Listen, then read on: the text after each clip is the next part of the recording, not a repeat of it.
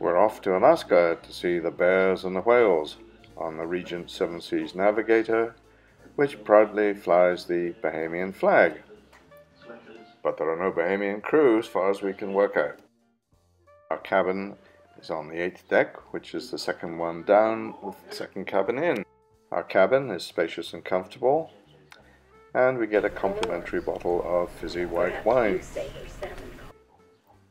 There is a walk-in closet, which is very useful. He is taking the rope off. But not, well, I think he is. Yep. There he goes, splash in the water. Going out for his tea. A view of the swimming pool before the hordes grab the chairs, although there are only 490 people on board. We leave downtown Vancouver, pass Stanley Park, and on to Lionsgate Bridge, the famous Lionsgate Bridge.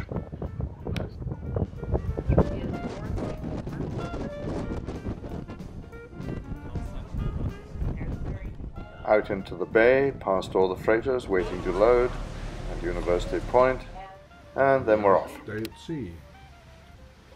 Next morning it's the inland passage with nothing much to see or do, so we write diaries or go for a walk on the deck or enter a putting competition which GP won against strong opposition, or practice our putting up on the deck. Next morning we hit Ketchikan on one of the 65 days that it didn't rain during the year. It's the salmon capital of the world and has a population of about 14,000. Alaska as a whole only has a population of 750,000. Other island, and they were supposed to build a hard link or a bridge across to us. Well, to make a long story short, Sarah Palin was the governor. It was a pork belly spending issue, and instead of a bridge, we got a really catchy nickname called the Bridge to Nowhere. That was our bus driver who took us on a short tour of Ketchikan on our way to the float plane terminal. Here comes the float. There's the pilot. Our float plane unloading from the previous flight, and now it's our turn. There we go. On the co-pilot's seat, I find one of the passengers having trouble with their earphones. Then we taxi out to the bay and take off to the north. We then do a sharp turn to the left and head off south towards Misty Lake. Sitting in the co-pilot seat is a little scary, as we seem to aim at every mountain and then suddenly find a fjord to fly down.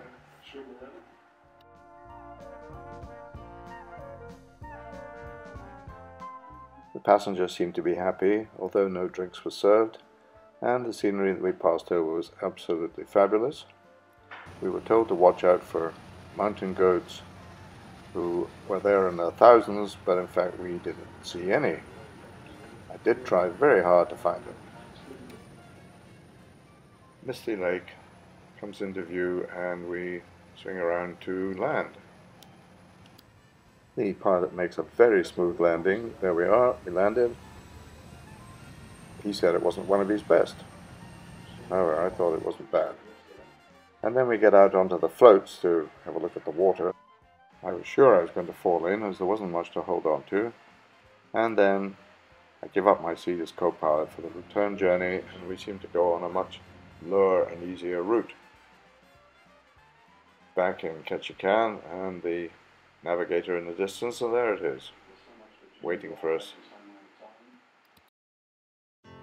There is a floating dock for some of those float plane services. The voice is Terry, our naturalist, who seemed to spend 24 hours a day on the bridge, giving us all the scoop about where we were and what we were seeing.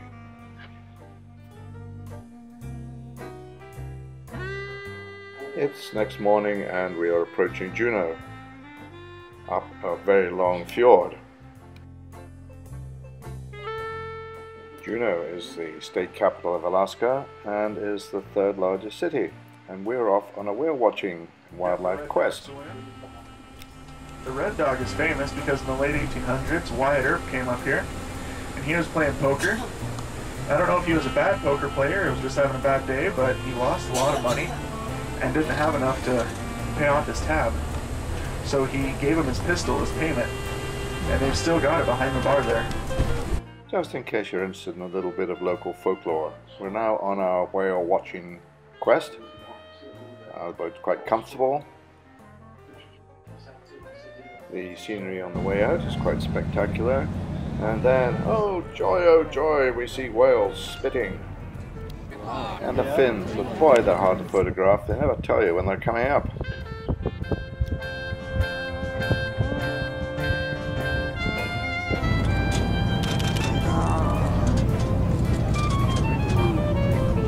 Now, this is bubble feeding, but I didn't get the whole thing on camera, and we saw it twice.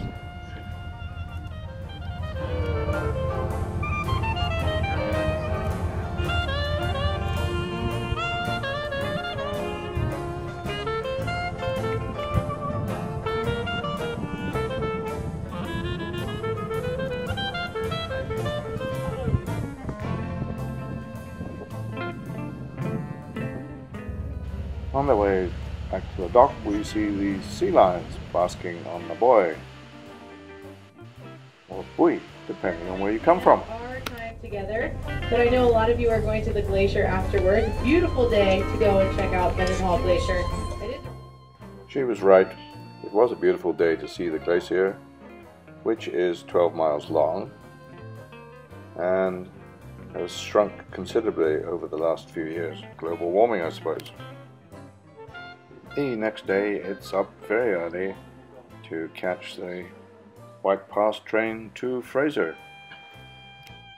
Very thoughtfully, they provide a stove to keep us warm and a garbage can. The train is only used by tourists, but is quite long, as you can see. Now the road has really superseded it, and if you look carefully, you can see our bus in the distance. The conductor in his smart uniform, and the train climbs 3,000 feet in 20 minutes. We were not allowed to cross from one carriage to the other, but the best place to take photographs was out at the back of the carriage. Going over a bridge, and there's the stream. That's the old bridge, which is no longer used. The train enters a tunnel after going over a very flimsy looking trestle bridge over this river. This gives you an idea of the terrain we passed through, and there they had to build the railway.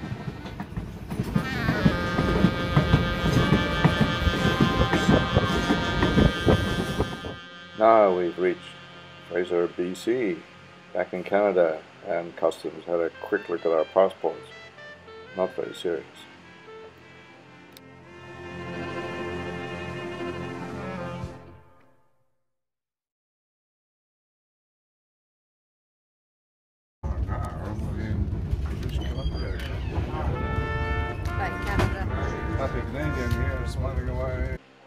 Onto the Yukon suspension bridge and temperature of 13 degrees. I make sure that other people cross this suspension bridge before I do, just to be sure it's alright. That's where you go if you fall off. It's a bit rocky to me. And there's GM on the other side.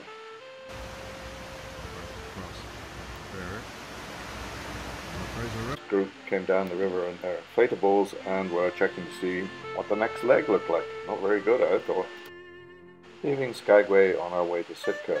And now listen to Terry. Oh my God, those are just huge.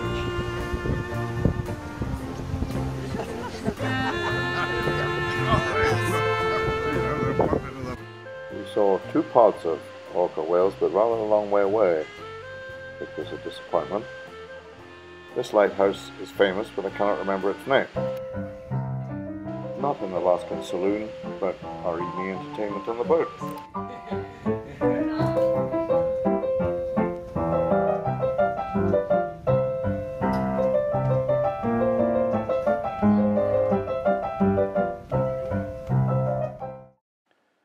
Sitka, our last stop before Anchorage, and we go on an otter quest. You can see the anticipation building up, and it's not long before we see a seal, big one.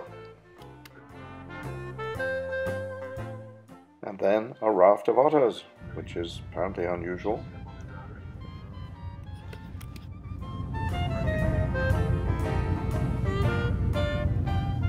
And otters on land, which is also unusual.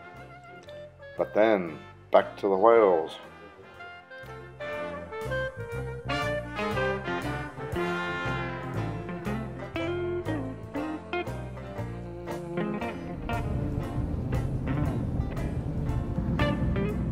And further on we see another whale.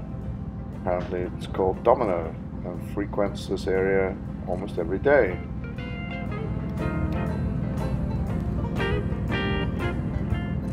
The lady sitting in front of me took these photographs and sent them to me on email. They didn't come out very well. As somebody said, seeing eagles in Alaska was like seeing pigeons everywhere else. Back on the boat, the top decks are closed because it's windy and cold, but some others have them.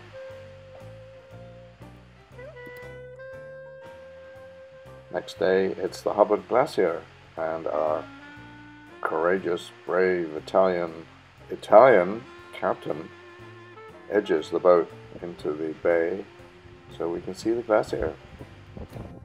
We are not exactly fighting our way through icebergs, but there is some ice, and we get to within about 3.5 miles of the glacier, which is 76 miles long, partly in States, partly in Canada.